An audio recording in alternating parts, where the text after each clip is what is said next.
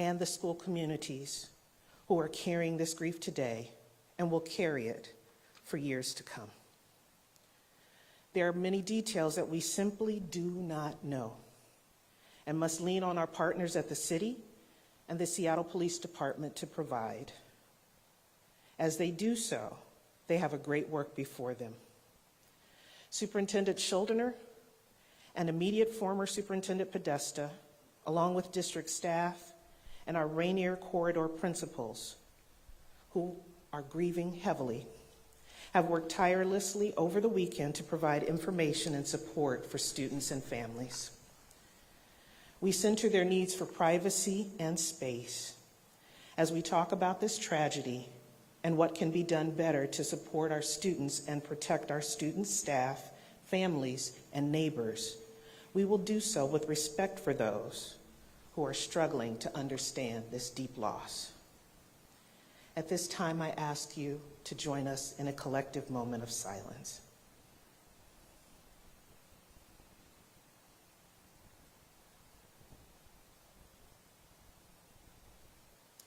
Thank you. Over the weekend, our district teams have been working closely, as mentioned, to coordinate supports for students and staff, as many are impacted. Out of the care for our school communities most directly affected, some schools are operating on a modified schedule today to ensure students and staff have access to the support they need. We have been in close communication beginning on Friday, again, as was mentioned, with the Seattle Police Department, the Mayor's Office, our County Executive's Office, and our community partners.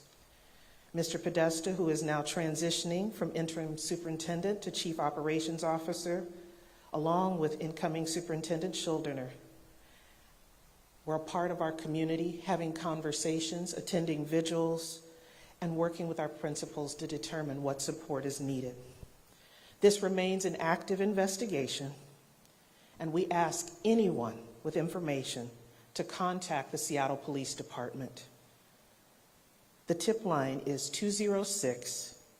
206-233-5000. Again, 206-233-5000. Tips also may be shared anonymously. As we turn the corner into this day, as we've mentioned, it marks an important moment for Seattle Public Schools as we change into a new era of leadership with our Superintendent, Ben Shuldiner. Today, you will witness him take his oath of office, as well as interact with members of the Mercer International Middle School community. We're grateful to be centered in such a magnificent building and to share a little bit more about Mercer International. I would like to bring forward Principal Sherry Encarnacion. Thank you.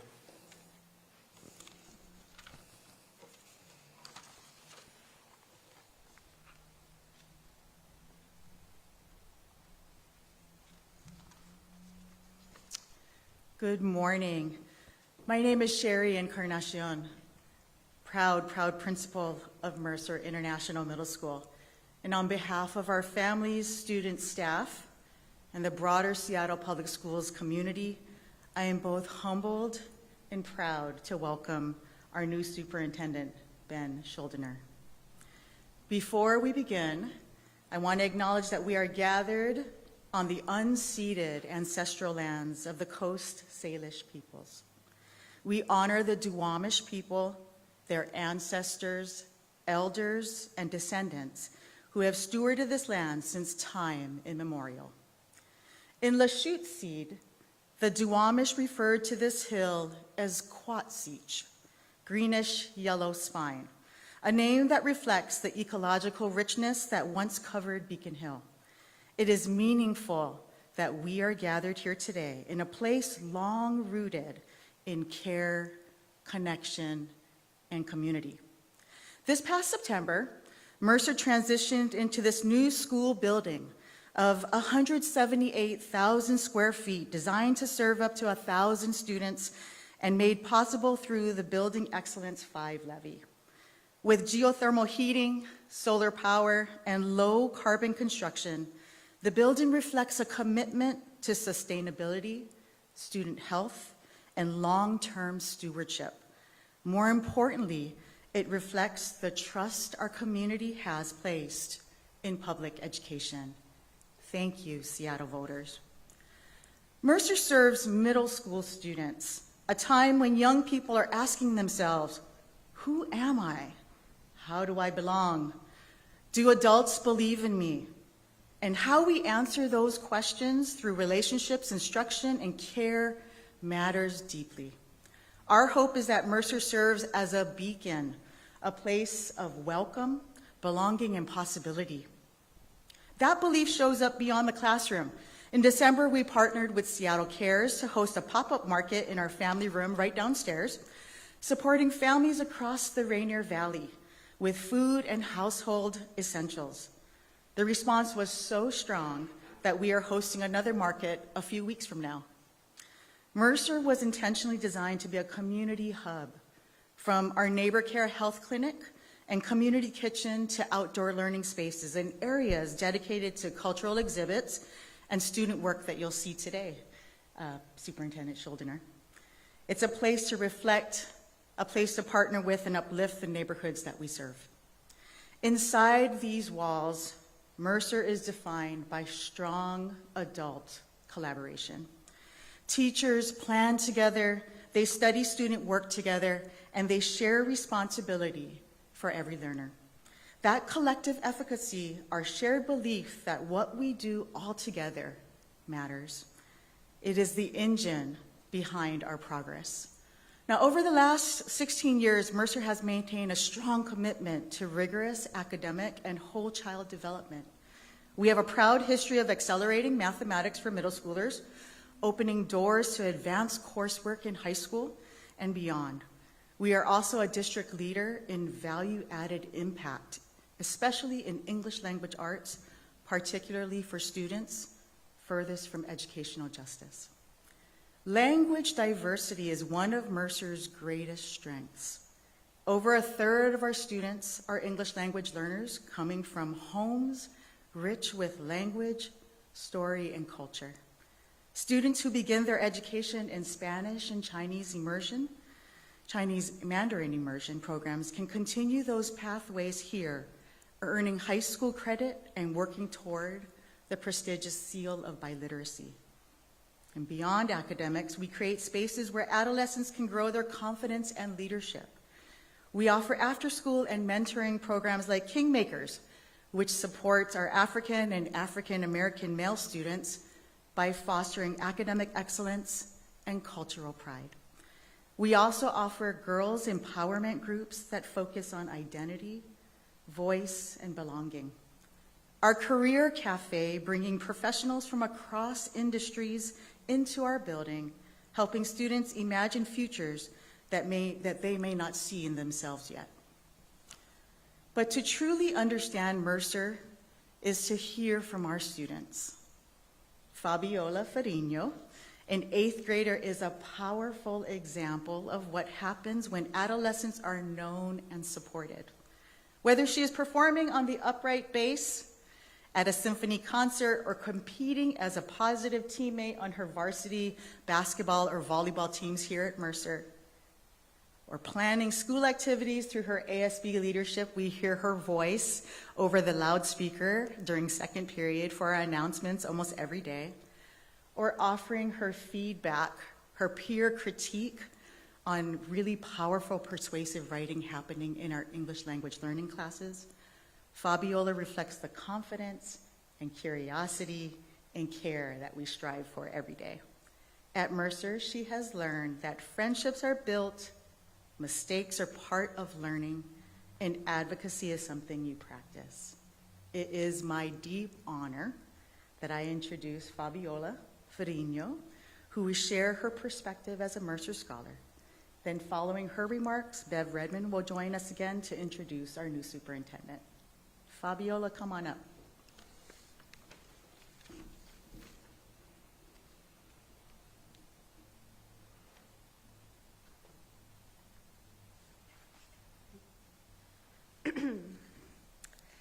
The Mercer community inspires me to strive for excellence both academically and through extracurriculars. My family does remain my primary motivation, like how seeing my sisters give speeches to thousands of people, to my parents always inspiring me to give 200% effort in everything that I do. At Mercer, I see the same drive reflected in my peers. Together, we have built a welcoming environment where we openly exchange ideas and push one another to our fullest potential.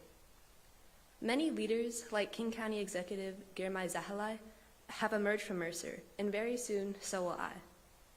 Mercer has given me opportunities to take initiative and speak my truth on topics that students often have no say in. If not associative student body, or ASB, in the classroom, lessons, or the sports I have played. My hope for Superintendent Shuldiner is for you to make schools more engaging and challenging, as well as dynamic. My main question, in your first year of being superintendent for Seattle Public Schools, what do you want to accomplish? Seattle students are poised to contribute to our communities, and we are ready to lead with integrity and courage. We are with you. And now, I'd like to introduce Ms. Redmond back to the podium.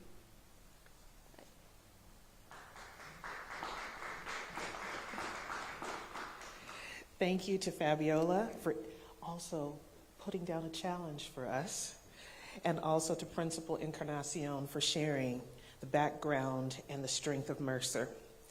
Now I would like to introduce two individuals who I know give their 200% on a day-to-day basis.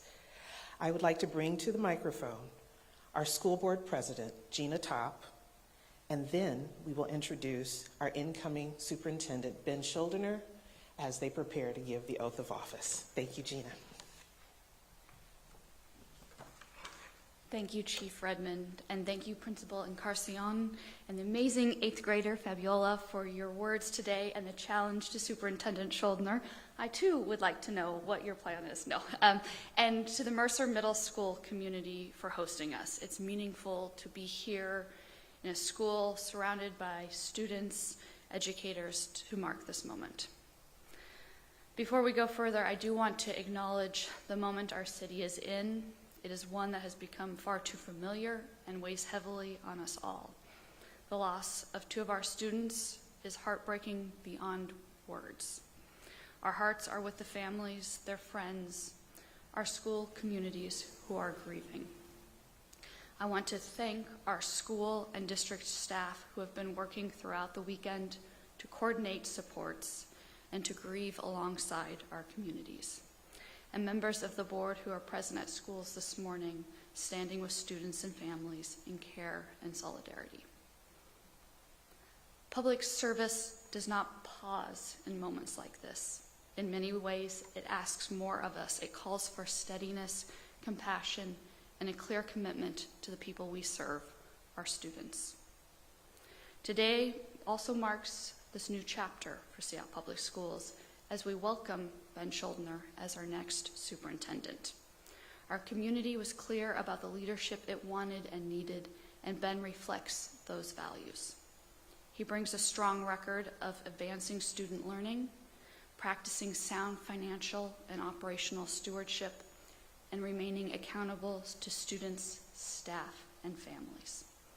During the interview process, he spoke clearly about the responsibility we have to keep students safe and about the concrete work he led in Lansing to strengthen student safety. The work ahead of us is serious and it is shared. It is work of rebuilding trust, improving outcomes for students, supporting educators and staff, and ensuring that every student feels safe, supported, and seen. An oath is more than a formality. It is a public commitment, a statement of civic duty and responsibility, and of service to something larger than one person and one role. With that understanding, it's my honor to administer the oath to the superintendent's oath of office. Superintendent Shuldiner, please step forward. If you would please repeat after me. Sure.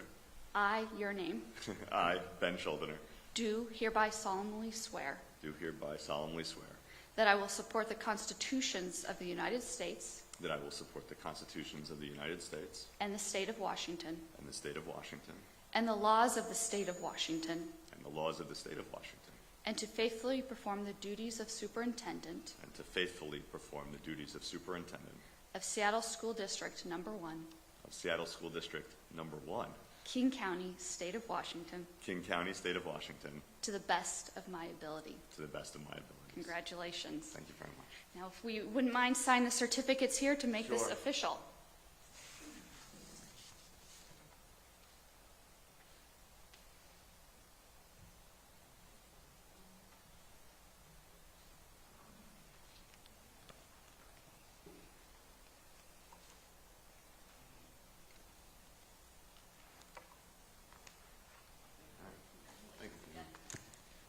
All right. And with that, the person that you came to see and to hear from on today, our Superintendent, Ben Shuldiner. Thank you.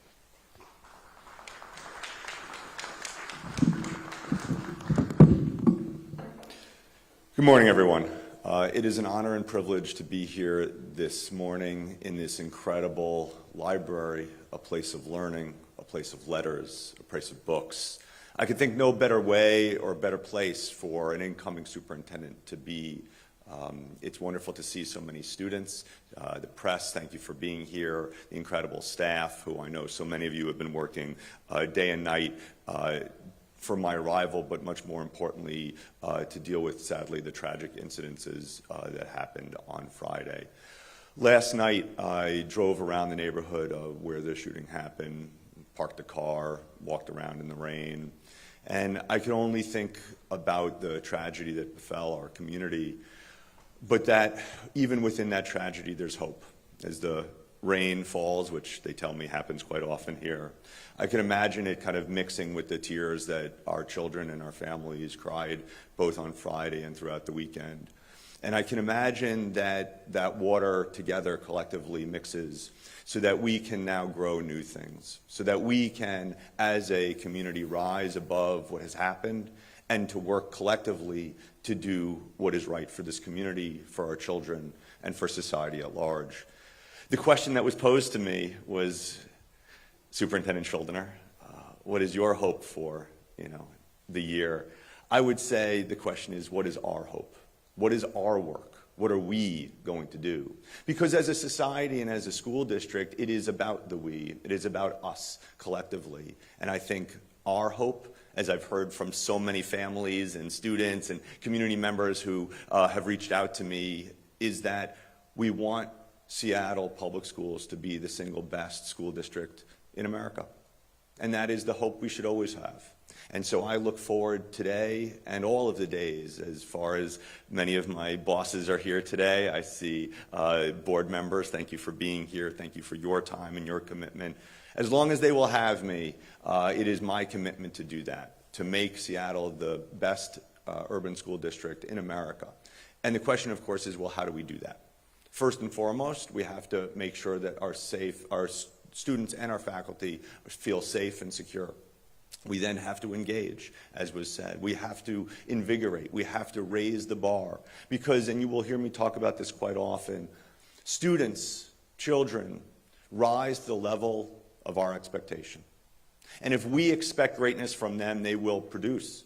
But if we don't, if we keep things low, if we focus on remediation and not acceleration, if we focus on the bad and not the good, if we expect less from our children, that is what they will produce. But if we as a society and as a district say our children are amazing and we expect and hold them accountable with support, with love, we're going to do amazing and wonderful things.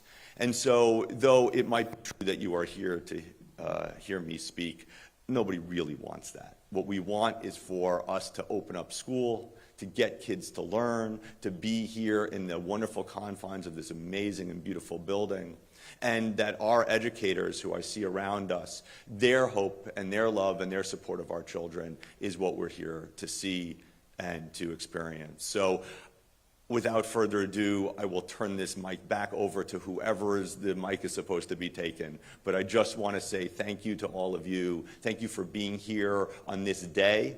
this beginning of this school day, because my hope is that we continue to be in our schools, we continue to be part of our students' learning, and that I want to thank the press, I want to thank the board, I want to thank the staff, I want to thank the community, but most importantly, I want to thank the students that are here for giving of your time, because you know that it is, again, the collective, that's going to make this district terrific. Thank you very much.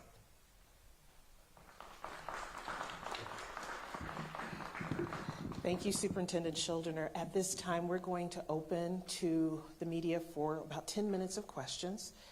As you are raising your hand or standing to let us know who you are, please give your name, the outlet that you represent, and we'll begin Q&A. Yes. I have a question for Superintendent Shuldiner. Can you? Oh. Okay. You talk about. Wait. Be a little bit more formal, I guess. Yep.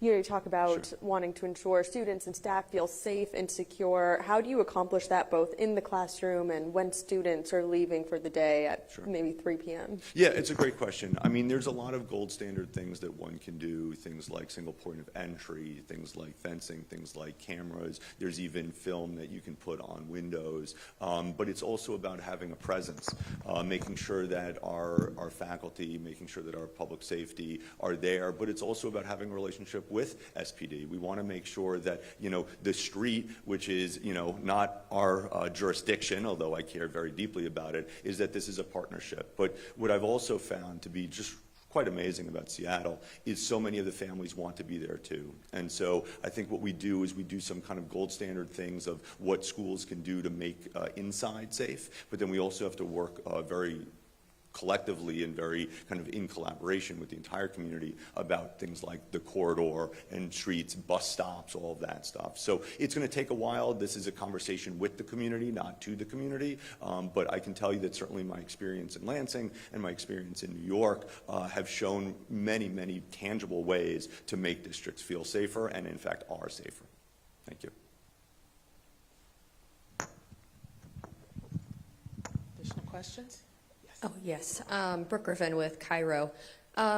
She already kind of asked the same question. Still for you, Superintendent. Do you think it gets to a point, best way to ask this, do you think it gets to a point where students, you guys need community members to keep them, maybe watching them at the bus stops or maybe having police at bus stops? There's only so many parents and so many police officers that can help you guys out with that. Do you think that this is possible to keep everybody safe? Well, look, I mean, I think that, you know, having community members and having the police there, that is what we want, but it's also what is happening. I mean, there are already relationships that the district has with nonprofits, with families, you know, so I think what we have to do is be very thoughtful about where these are happening, how can we expend the resources that we do have, possibly get more resources to do it. But I also think that the more that we are, in fact, working together, that it's not siloed, that the SPD and SPS and the city and the county executive and our parents and our community actually work together, I think that you're going to see a tremendous change. You know, can I promise that everybody will be safe every day? Absolutely not. But what I can promise is that we're going to do a better job. I can promise that we're going to be focused on it, and I can promise that we're going to all collectively put away whatever, you know, differences we might have, put our children front and center and say, what do we need to do to make sure that our children and our staff and our community are safe?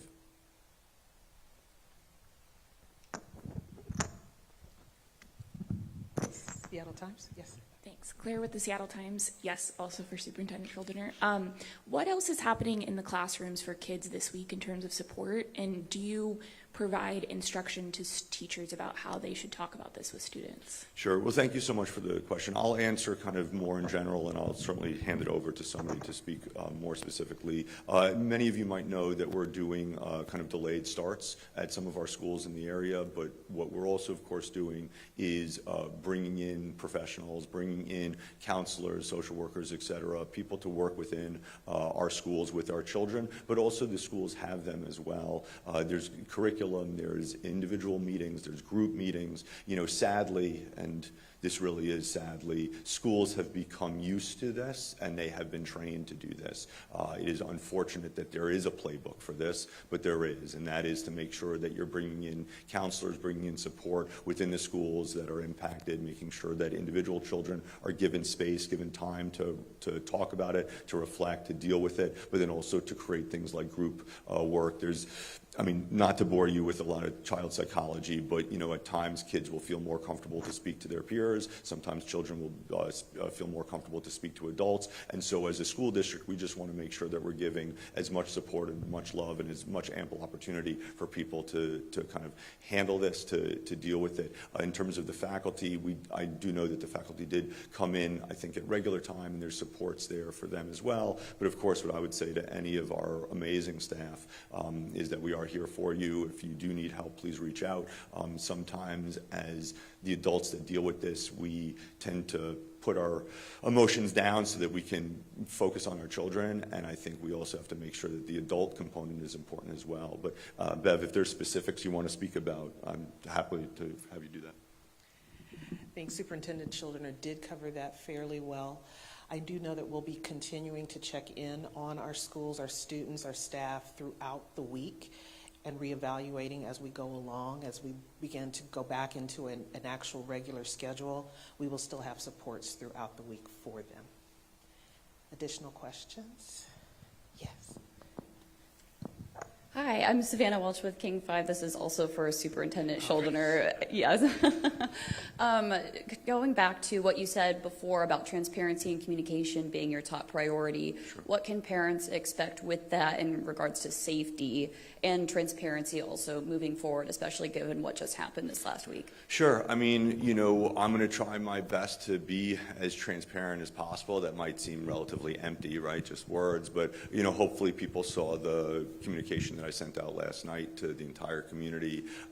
It's our responsibility to keep our folks safe, but it's also our responsibility to speak about the things that are occurring. I've met with many families already via, video conferencing. I was still in Michigan, and it was last week. There are specific hotspots, there are specific issues, things like lights at a park or things like more crossing guards. So I think what you're going to hear from me and what the transparency is going to look like is, hey, we've heard from the community that they want more lights at a certain park. We're going to work to get those lights, and then we'll take a picture when those lights are installed and show that they work. That way you can hold us accountable for the things that we need to do, but also the transparency of admitting that these were concerns that we had or that the community had. So, it's going to take a while. Seattle's a big city. You got 100 plus schools and 50,000 plus kids. But I think that there are places that the community knows we need to focus on, and as we focus on, we will speak very candidly about what is happening, what we need to do, and then of course the outcomes.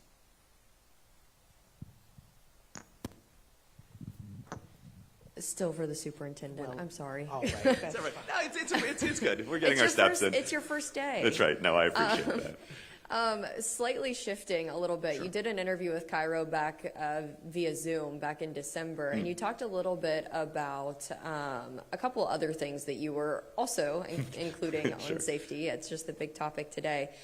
You mentioned inefficiencies maybe in the budget, as well as looking to see if everybody's in the right place. Does that loosely translate to potential layoffs, or should people back off on that? Yeah, so look, somebody asked me, are you ever going to think about, let's say, closing schools? And my response to all of that is everything has to be on the table. You have brought in a superintendent to look at the whole picture and to be very thoughtful about what is possible. To your question about layoffs, there is a truth, which is the district is in the hole. 80 million, 100 million, there are ways that you look at large budgets of 1.35 billion.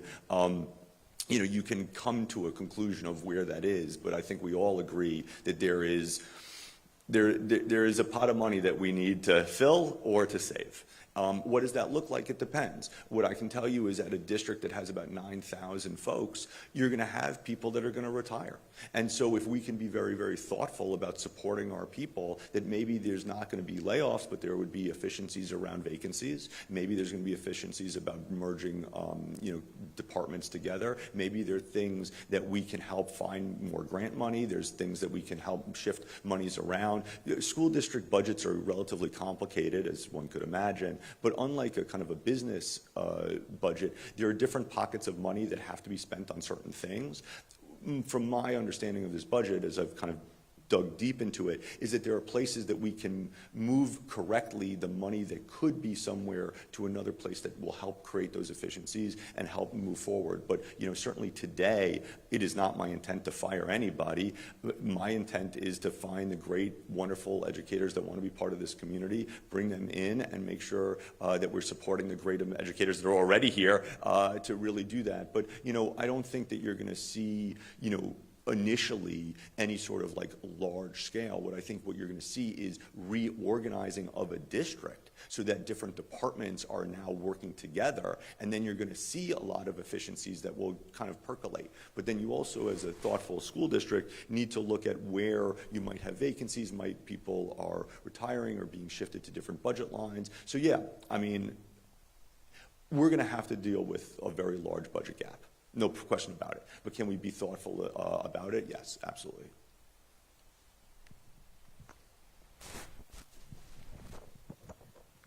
Do you have a plan to support students who are worried about immigration officers showing up to their classroom? Sure. So, do I have a plan, right? The concern around ICE, the concern around immigration, the concern about safety and security in all shapes and sizes, not just in terms of gun violence, but the safety of being taken from your home, the safety of having to leave your home.